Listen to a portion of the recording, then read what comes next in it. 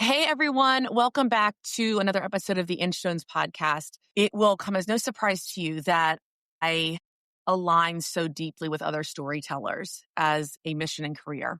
And I have Chelsea Casabona here today, a documentary filmmaker who came into my life as a documentary filmmaker to record an episode about neurodiversity in the home for PBS on me and my kids. And the alignment that Chelsea and I had from sort of this macro view of life and how we share and why she and I both independently are doing the work to get stories out aligned so deeply. And we've kept in touch. We were able to watch the segment live when it came out last April. And I'm just so in awe of her work because one of the fractals of sharing my life story as a mom of profoundly autistic children is because of the work that Chelsea does and her skill set and her expertise. So I have Chelsea here today. We're going to dive in really quick about some of those whys and reasoning for the work that we do. And I'm just so thankful that she's able to be with us here on Inchstones. Amazing. Thank you so much for having me. Yeah, I'm so glad we kept in touch. I love the relationship that's sped out of. Yeah. So one of the things we said before I pressed record was what makes documentary filmmaking work powerful in its essence. And you gave this most beautiful example. And I said, stop, let's record that about deeply being vulnerable to the truth. Well, I hope I can encapsulate it like before. I think it really takes a willingness from both sides. Like not everybody is necessarily willing to be open and vulnerable for a documentary film. And that's fine. They don't need to have a documentary made about them. But I think the folks who feel comfortable being vulnerable and open about the challenges they face make really good documentary subjects because they can connect with people. When audiences watch documentary films, they want to feel seen as human beings. And I think that takes a real willingness from participants to be open about the struggles they have, because that's like what being human is overcoming obstacles. And it's not always the negatives, but articulating to people how you navigate through those challenges is how we connect with other people, I think. And so that's kind of the folks that end up making really powerful documentary films. That's what, our conversation from the second you came into the home, you were able to share with me about your own life as being an aunt and, how family life, whatever you're able to like witness and absorb and just take in, if you can utilize that from a narrative lens, it just helps promote your mission. And I think one of the things that has always resonated so deeply with me when I really get quiet is that like, even as a little girl, I loved hearing stories. And so to your point, you were filming and asking questions, I was staying open, but also creating that like two-way street of understanding. So you were able to see my humanity and motherhood in a way that maybe wasn't even put in the documentary, like that 5-minute glimpse, but because you were able to take that in as you and what you know to be true about the power of stories, it allowed you to craft then this 5-minute glimpse into our world with a better, more precise angle, leading from deep truth, deep realities, and also knowing what you as a woman have lived too and that humanity behind it. Amazing. Yeah. And that's like the funny part, we film for hours. I don't know how long I was over there, maybe like 6 hours. But you're exercising, you walking down the street backwards. I always get my work done. But yeah, so whenever I film with people and I tell them it's going to be like a 5 to 8 hour day, I think they're like, why and how, because it's just going to be condensed to like 3 to 5 minutes. But it's exactly what you said. Like if I'm able to spend the time with people, it really helps inform the edit and it helps me understand, like, because if I'm there for 5 to 8 hours, I'm hearing what you're repeating in your daily life, like not intentionally, just out of like the natural way that you're existing. And I'm like, okay, she's said this, or like this has happened multiple times. So like that should go in there because this is like a recurrent thing. So that's why it's so important. Yeah, we spend so many hours filming and it gets so condensed, but I really love getting to know folks. And I felt like we connected so well during those hours, and it really just helped. Yeah, and again, why this conversation is so important, profound autism or any sort of major life challenge is not political, right? It's not partisan. And I think realities and truth need to be witnessed by people that don't experience it, have never known intimately what it's like to be a quadriplegic per se. But I take in the stories of someone to sit as close as I can to what their lives actually are, to have an empathy, a deeper sympathy for their pain, suffering, but also the highs and the joys that they experience too.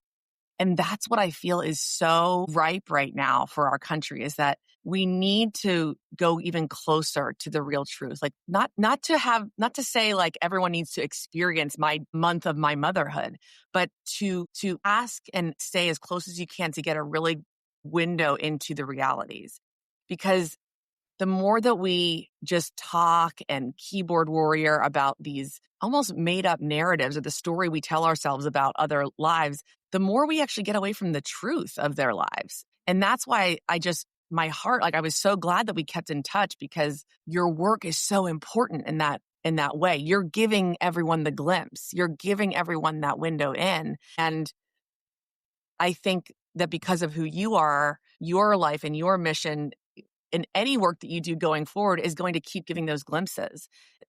I guess I'll have to say I'm just so proud of you for finding that work. I mean, it's just true, because I've been working with different people going, I don't know what I don't know. I'm not a documentary filmmaker. Like, I love documentaries. I've always loved it, but I don't know what I don't know. And we have to use each other and use these skills through our vulnerable work to create that visibility. Exactly. And that's what I really love about documentary filmmaking also, and why I went into it, because before that I was doing work in nonprofit. And so I was working with different vulnerable communities. And when I met the folks on the ground, like I realized, like you said, there's so many narratives online, like what people write and their opinions and whatnot.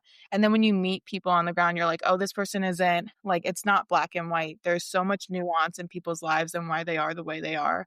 I think that's what's really great about documentary filmmaking. Like, you show, like, here's this person who you might have had a preconceived notion about, but actually, here's the ways they relate to you as a human being, but here's the way, like, they're complicated.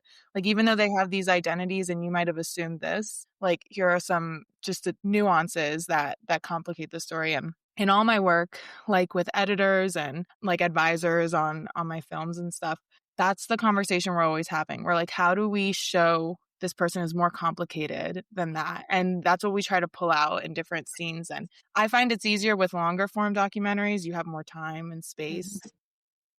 But that's my favorite part, is like trying to show that we are super complex and the reasons we are the way we are so unique. And Yes.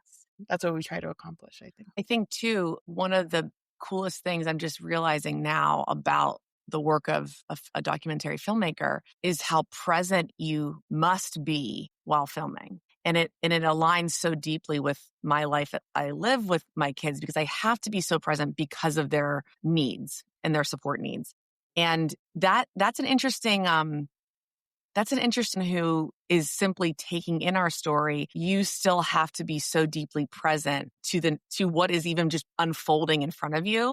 You know, the books out there, the Eckhart Tolle, The Power of Now, mindfulness practices these days. It's all about staying present. And I guess that's what makes me feel so thankful that you got to absorb us for a day. But like, you reflected back the idea of presence. And another really big genre that I hope to explore in my own work in sharing about the life that I live with my kids, is it all goes back to presence, because the presence is the truth, and that's the reality. And it's all we ever have. We never know, what is the next thing to evolve, but by staying open to it, you allow for the flow and it's not static. None of this is static. It unfolds. And that's, I think, the beauty of the work that you do and what you're able to capture. And I just wanted to say, thank you again for doing this kind of work. I don't have much time today, because I know you have to go, but in your view, what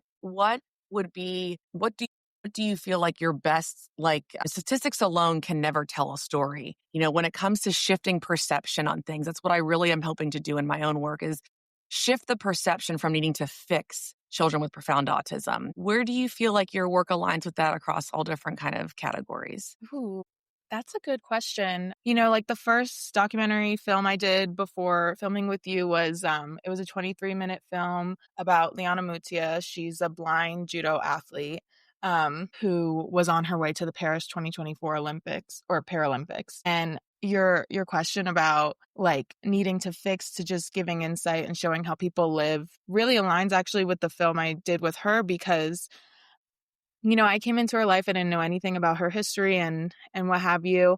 And I was interviewing experts who have worked in the Paralympics for years and years.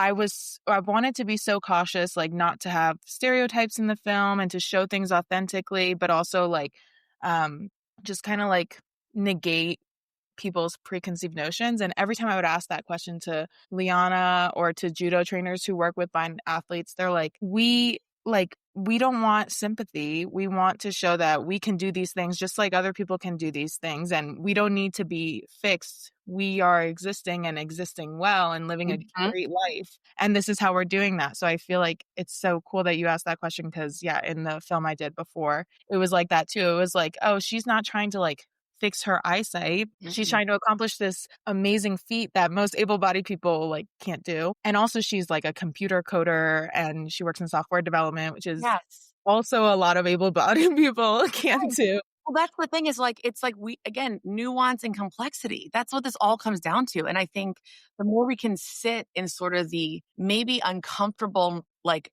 medium of knowing that like there are so many more angles to every human life and how we absorb and what we take in and what we think and that we need to just stay open to that. My biggest charge of the past year has been to stay curious. Like curiosity never is wrong when it comes to leaning in about stories of other humans.